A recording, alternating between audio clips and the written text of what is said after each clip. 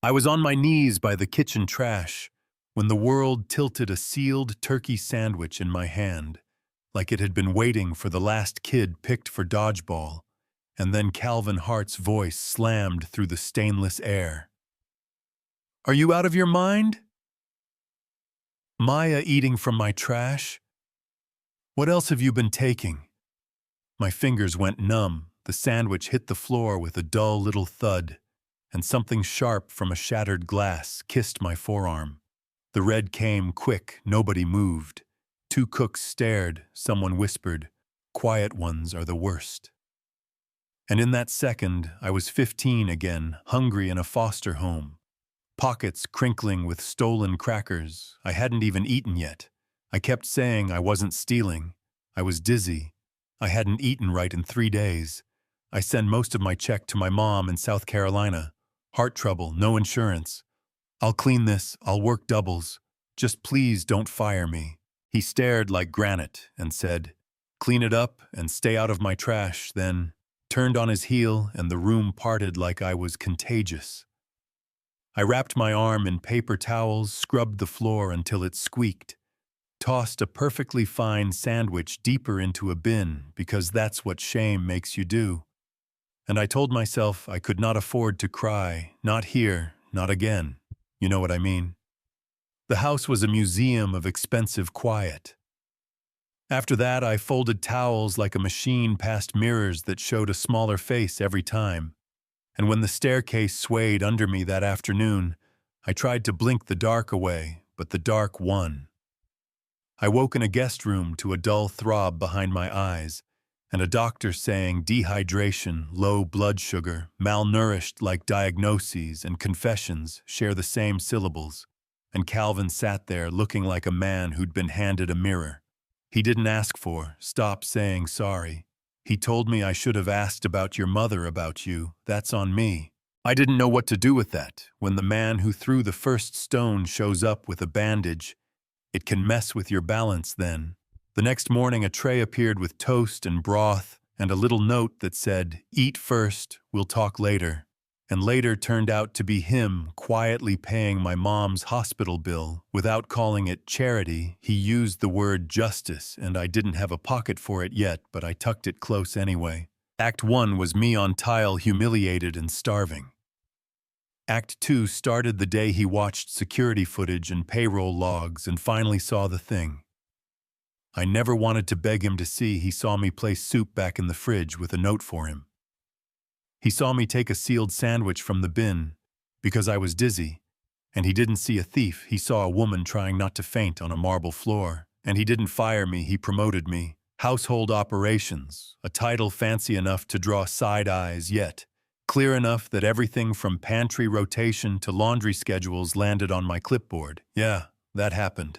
I showed up before sunrise, labeled leftovers like respect dropped food waste by a third, gave the staff rotating rest so the youngest girls could breathe. People don't notice when a house runs right. They only notice the squeaks, and the squeak came from the wine cellar. A sticky red trail that wasn't wine. A crate of gourmet preserves, missing a burner phone taped under a panel. A doctored receipt initials that spelled Vanessa, the assistant housekeeper, who smiled like promotion was a birthright. I documented every timestamp and serial, and gave Calvin a sealed envelope by noon. Her badge was dead. There was no spectacle, just a quiet line crossed, and a door closing. And I went back to work, because steady hands saved me. But the pressure moved from pantry shelves to boardrooms. Marshall Green, one of those investors who smiles like patience is power, started asking why Calvin was suddenly tender, why money flowed to a hospital, why the help had a title, and that pushed me deeper into the foundation books. I found a consulting firm that didn't exist in our vendor list. Payments that changed just enough each month to look boring. Signatures curved like habit, not Calvin's greens. I took it to the terrace where the river looked like it had secrets. He scrolled through my notes in silence and said, "This could burn the whole house down. Then let's stop pretending smoke is candlelight," I told him. And he called the lawyers. The audit said the quiet part loud, not one leak, but a built drain. And then the house confessed, too. A long-forgotten West Wing vault with dust on its lock inside were rejected applications stamped overqualified. Will make others uncomfortable. A harassment complaint, stamped received and then magically resolved with no record. In between, it hurt to read it, hurt worse to imagine. Calvin didn't flinch from the pain, he said. We're not burying this, and asked me to lead the internal review, and when a magazine ran a piece titled, The Maid Who Wouldn't Stay Quiet, someone slid a card under my door that said, Stay quiet. I made a column in the staff newsletter instead.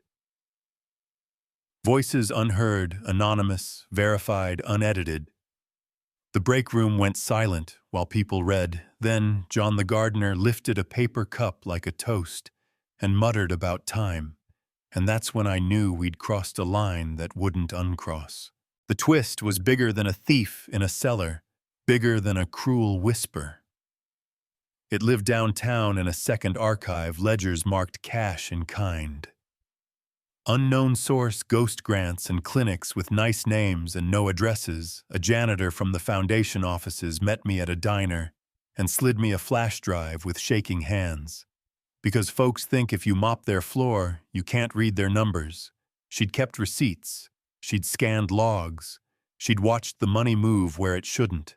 And she said, I stood up and it made her think she could too. I took it to Calvin. We watched lines become a map, names become a web, and we called an ex-DOJ lawyer named Thomas Rayburn, who doesn't waste words. He looked and said, once you file this, your life changes. I told him my life already changed on a staircase. Agent Rochelle Barrett took my statement. Without drama, the break-ins started. My apartment flipped, and nothing stolen. Pictures face down, curtains open. Intimidation dressed as tidying. We doubled security. I moved into a staff wing room because I won't be anyone's secret. Then I flew to Miami where a fixer named Lyle Forrester was sipping champagne in a gallery, pretending color could cover rot. I didn't sit. I showed him his own shorthand on a memo and said, See you in court? He tried a smirk. I left before it could land. The arrests began with shaky golf course footage of Gregory Brandt, the former chief of staff who'd signed the vault disposal. Board members resigned, donations dipped, Calvin dissolved the foundation instead of patching the cracks. And in its place, we built the Hart William Justice Fund in a reclaimed Bronx library because marble halls hadn't kept anyone honest. We hired from the neighborhood, kept the mission plain, and on opening week, someone sent a sealed envelope with a cashier's check and a note about better ways to solve this. I ran the check under the industrial sink and watched the ink melt. A man called offering 7 figures offshore for my silence. I let him talk to the dial tone. Someone keyed my car with the word Maid like I'd never heard it. I borrowed polish and scrubbed until the letters blurred. A janitor tried to take the rag, and I said, this one's mine. And I meant the work and the right to stand in it. The civil suit from Calvin's cousin came next, dressed in expensive doubt and cheap storylines about a housemaid manipulating public sympathy in court. They tried to make me small and greedy and scandalous. Thomas asked me one question, why didn't you stay quiet? Because I've been invisible before, and it never saved me. We won the record. Said the truth isn't defamation, it's oxygen. And I exhaled deeper than I had since the day that sandwich hit the tile. We turned seized funds into restitution, not headlines, built a little department called Story Justice where people come and tell us what was taken, and we write it down so it doesn't disappear. We put a mural on the library wall, hands lifting a flame, not a bonfire, a candle you guard with your whole body. The cyber attacks came. An op-ed called me a cult.